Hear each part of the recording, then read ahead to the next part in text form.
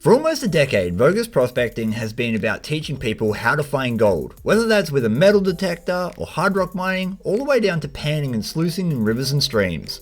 I've finally hit clay there. But after making 1,000 videos on everything you could possibly poke a pick at related to gold mining, the situation has changed. Come here and have a look. Oh, Chris, don't drop your scoop. I am no longer educating people about how to find gold as much as I used to, because if you want to know something, it's probably already on my channel. We have found up at Dad's Reef that the gold tends to hug in these fault lines. Instead, I'm finding myself on a new frontier. How do I, as an individual micro prospector, actually make a living off the stuff I find? I've done enough fighting in this park, Baz. I've done enough. And so that's what we're doing today, taking a high banker out to the creek to see how much gold we can find in a single session, and see if I can make a living off prospecting.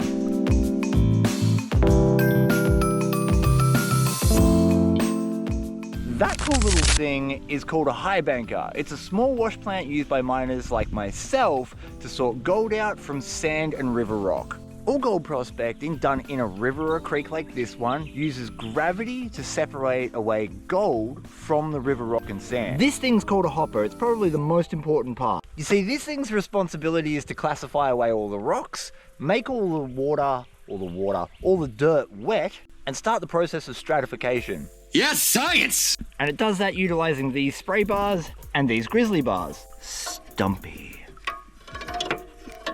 Once everything's been turned into a slurry, it falls down onto this, which is called a Jarvie riffle, and underneath that's miners moss. Most of our gold, about 90% of it, will be caught right here. And any gold that isn't caught there will be caught by this mesh. I run a double layer of mesh because I'm special and I like to collect a lot of comms. All of these components create friction, and it's the friction that drops the gold out of the sand and soil. And it's all powered off that 1-inch little Honda pump. Honda, the creator of the Toyota Prado. So often I hear people say, you should take out a high banker just like this because you just found really good gold. But often I've found really good gold in things like crevices or small bedrock trenches just like this. And you can't high bank that, there's just not enough soil. There's a lot of energy and effort that goes into setting these bad boys up. However, there is a ton of soil down here that has gold in it. So if you have enough soil, that means that you can set up a high banker and actually make a decent day's wage. It's only worth it if you've got oodles of soil, not like a couple of handfuls worth. Pan. The gold in this spot isn't crazy rich, but there's a lot of it, so I reckon we'll get a good day's take if we can move some quantity of soil. All of the sand and gravel has a few micro dots of gold, but it's really the clay on the bottom that we're after. That's where our decent gold is. When I high bank, I constantly test pair because it's really easy to overshoot where your pay dirt is. But for now, we just want to see what kind of gold's in the soil.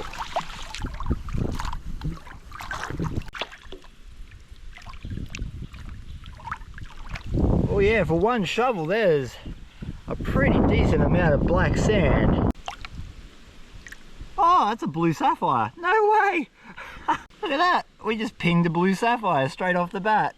First shovel of the day. We're already getting gemstones. Realistically, I'd like to see 20 little flakes. They don't have to be big because we've got so much of this dirt. Oh, we've got that easy. The gold on Reedy Creek is super fine because it comes from a glacier. And glaciers tend to pound the absolute living out of things. And therefore, it is usually very fine, just like that. We've got quite a number of specks in there for one little shovel. And we got a sapphire, so that's kind of neato. The point is, this gold's here in quantity. Getting this loose.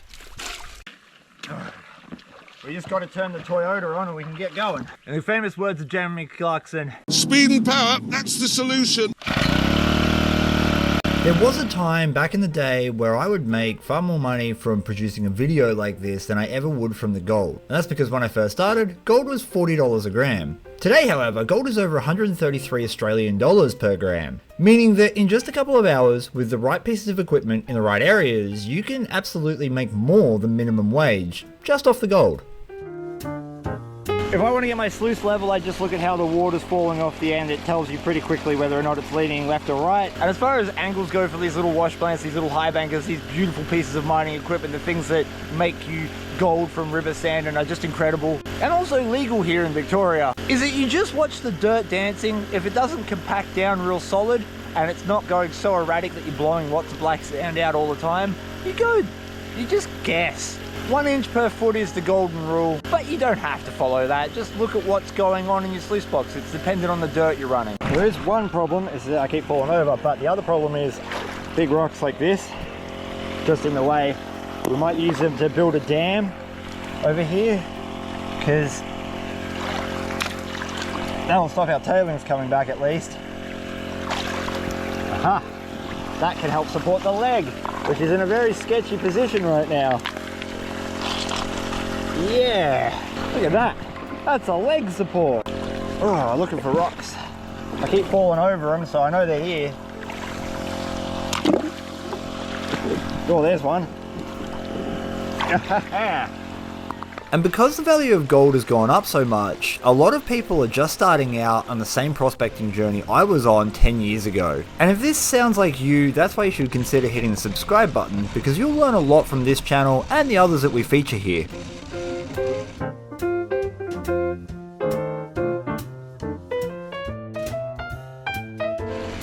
One of the coolest things about using a high banker is that your large tailings are all washed and clean, and you find remains of things. I'm pretty sure that's not human. But when they're washed, you can see what they are, and in places like Reedy Creek, there are heaps of agates and gemstones that you want to see. And I just pulled this out of the hopper.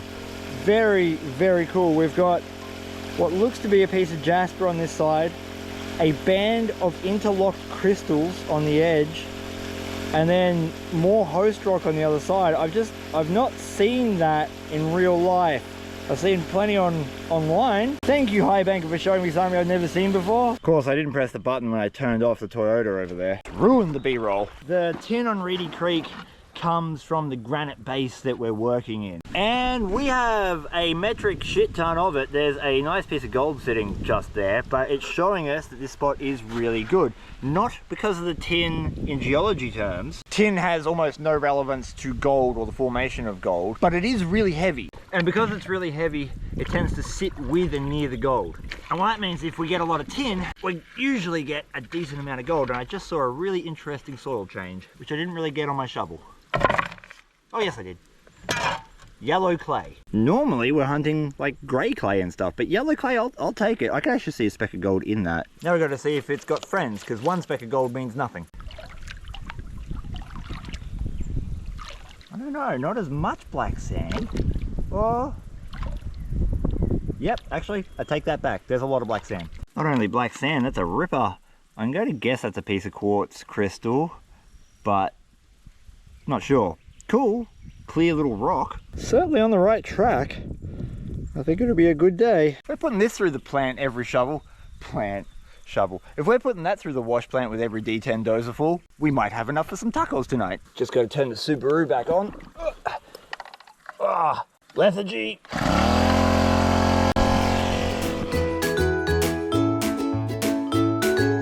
Oh my god, it's a Zach. Hello. And you know, if you get Zach, you get Mick. That's what happens. Zach's like, yo, we're going to the creek. And Mick's like, okay. And he gets in the back. Drags my ass out. Yeah, and then Zach drives him to places, and then he puts him to work. Supervisor life. Look at this.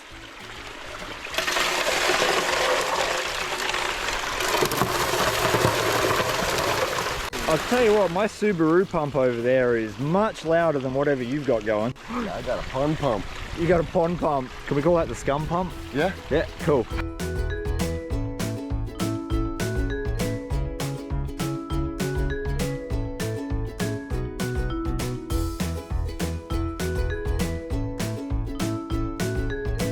Boxes like the AU Pig utilize a rubber matting system that's called a drop riffle sluice, and these drop riffle sluices work a little bit different to what you see in my high banker, which is over there. The ugly one, the sexy one. Beauty is in the eye of the beholder, and as long as I've got a box to stuff my rocks in, I'm happy. These require much less water flow, a lot more gentle angle to efficiently catch gold, otherwise you risk blowing gold out. They work very well, it's just that they got a much tighter tolerance for working than what my sluice setup does. You can literally do almost anything to it and it will work. This is like a delicate orchid. Beautiful, but if you're like me, you'll kill it. I did find a couple of creek treasures. Look! That is a very well tumbled piece of smoky quartz. It's pretty average, but it's coming home with me. Think of this like 3 a.m. at the bar. And this is a magnificent piece of tourmaline. Very common, but I like collecting them. Eventually I'll have enough to summon a dragon. Get the kinks out of the hose and go look at me hole. I've dug a good hole. Some big rocks I got to get out of the way, eh? There's that one there and this one here that I want to move. Ugh.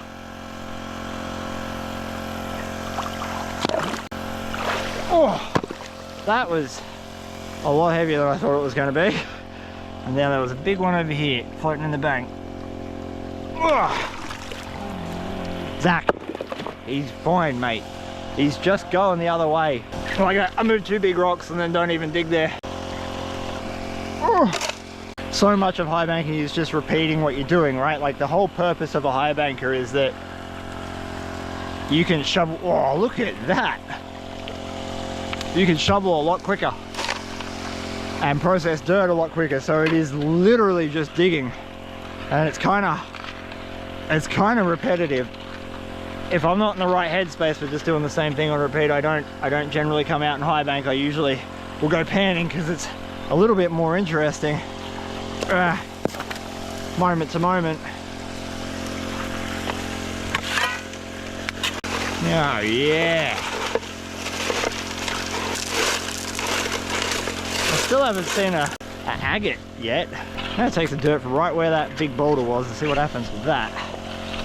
The whole reason that this spot is decent with gold, it's not super rich, but it's not terrible, is that we've got this bedrock here, and it's literally a flat plateau that then just drops, so it's working like a sluice riffle when we're in major flood, and it's accumulating the heavies for us, which is sweet. We like gold. Gold is real money, as Mick and I were just discussing. That looks good. I should test pan that. Oh yeah. Alright. Every time I see a change in soil like this where suddenly I've got ash debris, which is probably a bushfire layer, which is really good because bushfires cause a lot of erosion, and we've got a different coloured dirt. Colour is denoted by minerals or bedrock, or you know, a number of different things, so you've got to check because you don't know. Layers in the creek are put in at different times. You might be working a really rich layer close to the surface and then end up in a situation where you dig through it and it changes layer, and that particular layer doesn't hold much gold for whatever reason. You can kind of tell when dirt's good because it doesn't like moving in the pan. It's got so much density, it takes a lot more water to shift it, so you're panning harder, and that's kind of what this is doing. Oh my god, look at that. Look, that's a sapphire. That's another one. Oh, I kind of don't want to wash all these cons out. Oh, there's good gold there. There is really good gold there. Whoa. Yeah. Hopefully you'll be able to see some of that. But, Mick, look. Ooh, nicely. 1 spoonful. Sounds like I'm running out of electricity. Definitely running out of electricity.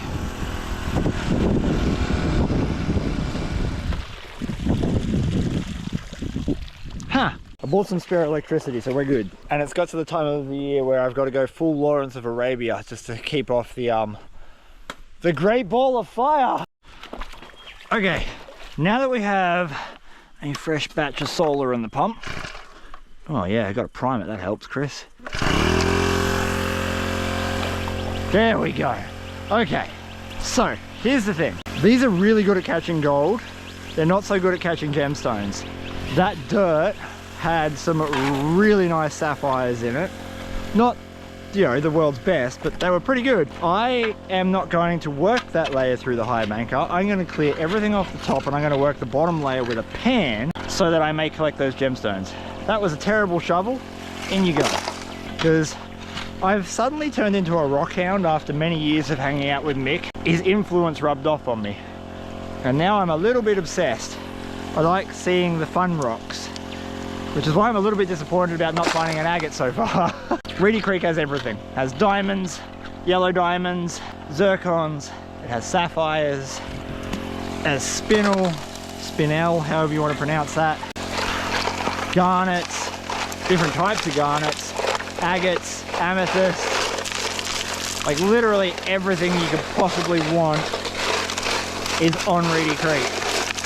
They're not the world's biggest rocks, they are here in quantity, and when you find that rich black sand, that's when you tend to find the really good gold. And so it's just a nice bonus. That's a big rock. Still can't believe no one's worked this spot, because this is the same spot. It's the same exact spot that we have been working for the last couple of weeks, where we've been getting that really good gold. While Zach supervises mix cleanup, I'm over here shoveling the overburden, the stuff that has gold in it but that's not the bottom full of gemstones, and I finally found one. I found an agate. Yeah, it's better on this side. Oh, that's kind of ugly. That's ugly as shit, but I'll take it. Want to see my ugly rock? Yes. Ooh, you got golds. Ugly agates. That needs to be given to a bandsaw. A rock saw. Don't be putting quartz in your bandsaws.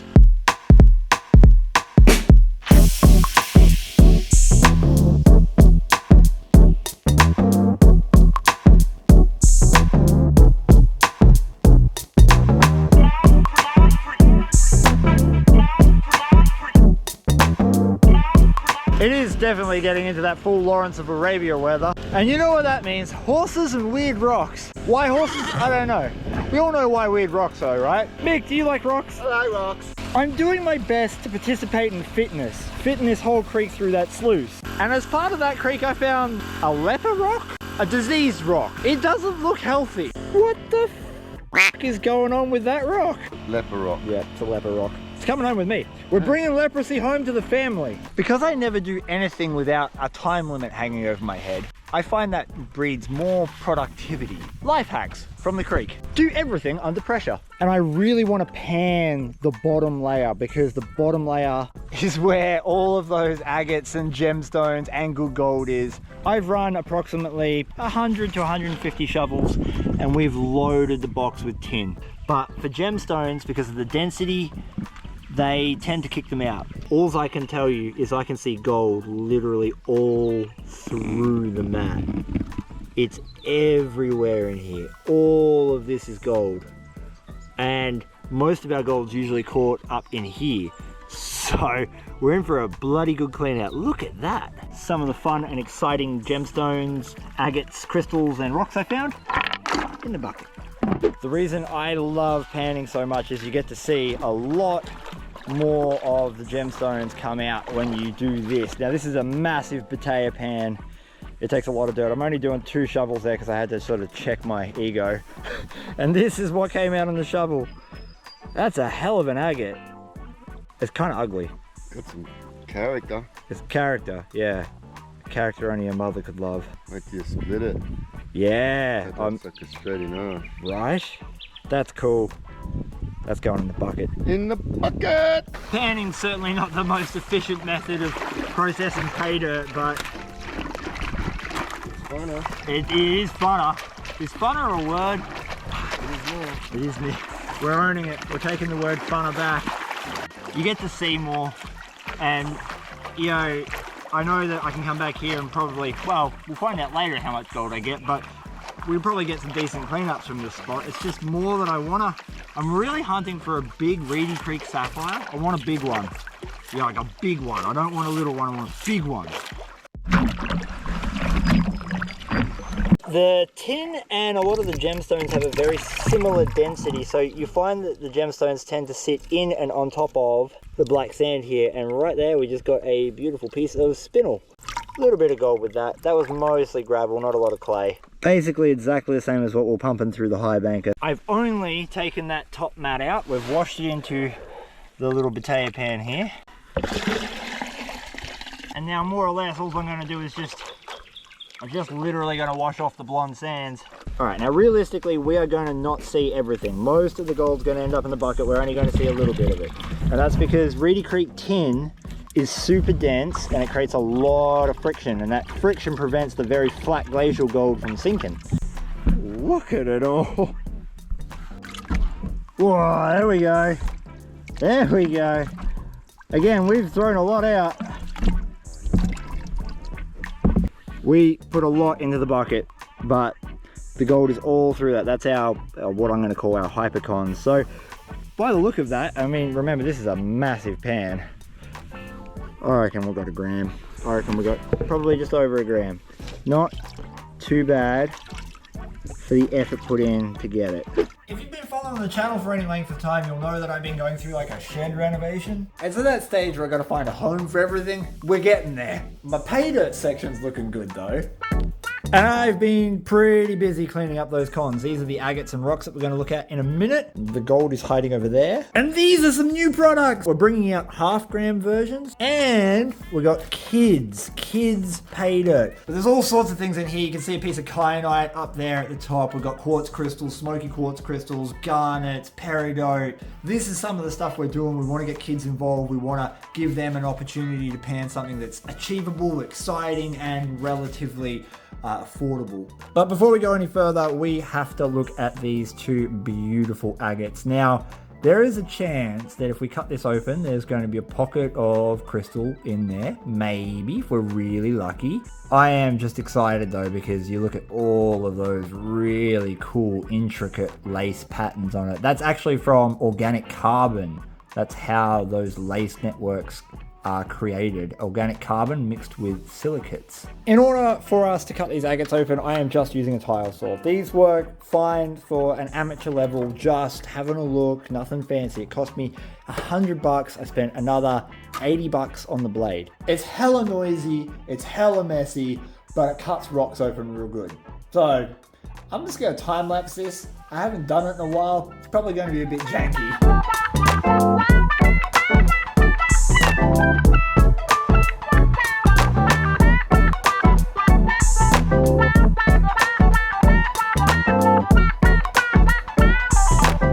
Well, we certainly got a couple of different results here. That is very interesting. We've got much more of a moss agate kind of pattern going on just here. And it's in this stuff, which is where I expected to find the voids. So, because we've got so much here, I wonder what's going to happen if I run the blade again through that. So I'm going to do that in a minute.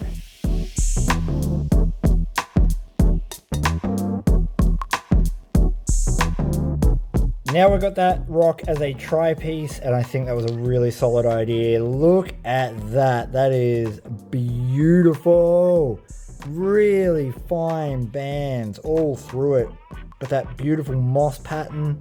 I'm definitely going to put this up in the shop. Literally, it'll be available right now as you're watching this video. I'm not going to do any more to this. This will go out as an individual piece, so you will have sawtooth marks in it and whatnot. And there's a little bit more work to do. I reckon if you run a saw right through the middle of that, we'll get another really good cut. I'm also going to put this one up in the shop. Again, needs work. These are rough cuts. So we've got closed voids. All of these would have been pockets at one point, and they've just closed out. The moment you've all been waiting for, and that is to see the gold I got high banking. Well, there it is.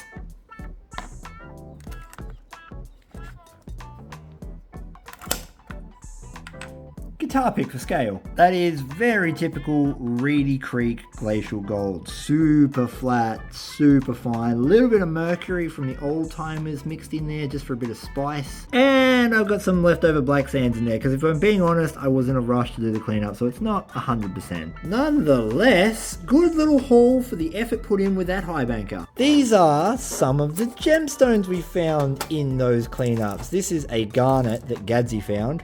Look at the size of that. He put it in my cons bucket. But we've got spinel, tourmaline, sapphires, corundum, zircons. Fan-freaking-tastic. Scales are teared off. This is the gold. And we are ready to weigh up. I just want to point out these are some of the other crystals, minerals, and gemstones that we found. So we've got like the piece of citrine there, and we've got smoky quartz here, and we've got the leprosy rock as well. All of these are going to go up as a parcel along with one of those agates. If you'd like to grab that, get your guess in now. I'm going to think there is probably 1.2 grams. 0.5, 0.6, 0.7. There's our one. It's going to be over. 1.24. Whoa, 1.40. I'm going to take off 0.1 because it is kind of dirty. Gold is currently 130 Australian dollars a gram. That makes that worth 170 Australian dollars. And I mean, 170 Australian bucks for going and playing in the river. That's a pretty good day if you ask me.